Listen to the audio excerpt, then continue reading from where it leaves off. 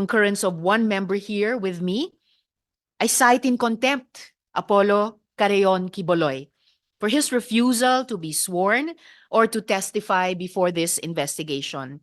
This committee requests the Senate President to order his arrest so that he may be brought to testify. I so move. Isang magandang umaga po sa inyong lahat. Lalong-lalo na po sa ating ginang na tagapangulo.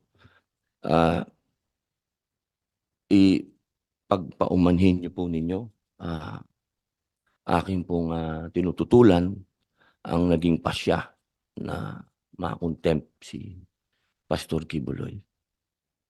With all due respect, ma'am. Well noted po ng Chair ang objection ni Sen. Robin sa ruling ng Chair holding Pastor Quiboloy in contempt.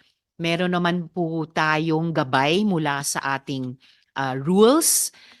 Section 18, ito po yung rules of procedure governing inquiries in aid of legislation. So yung Section 18 po tungkol sa contempt, nakalagay po doon. A majority of all the members of the committee may, however, reverse or modify the aforesaid order of contempt within 7 days.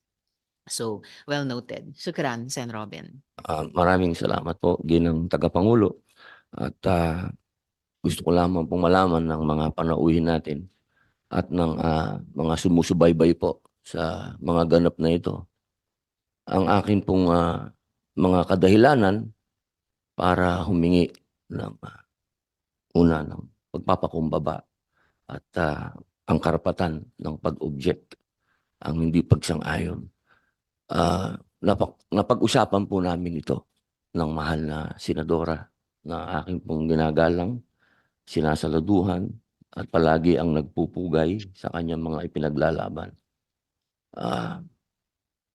Ako po ay nagpapasalamat muli sa inyo, mahal na ginang tagapangulo, sa pagtanggap po ng aking objection. Maraming salamat po. At sa 7 araw po.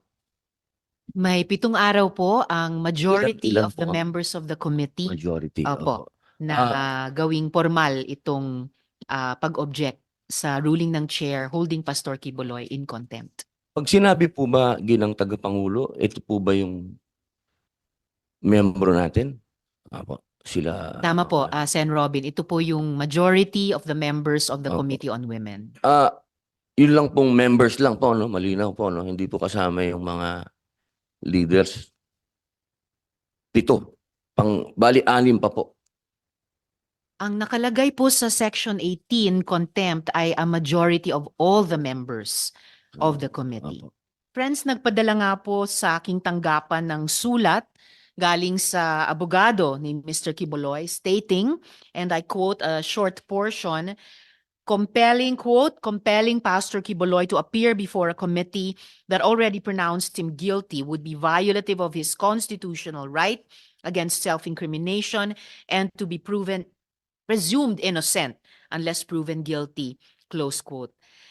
If we allow witnesses of the Senate to simply claim that appearing before a committee would violate his or her constitutional right to be presumed innocent and his or her right against self-incrimination, wala na pong kapangyarihan ang ating Senado maglunsad ng mga investigasyon.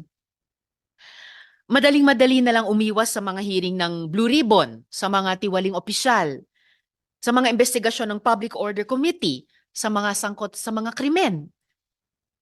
Hindi po obra ang ganitong mga excuse. To pursuant to Section 18 of the Rules of the Senate, as chair of the committee and with the concurrence of one member here with me, I cite in contempt Apollo Carreon Quiboloy for his refusal to be sworn or to testify before this investigation. This committee requests the Senate President to order his arrest so that he may be brought to testify.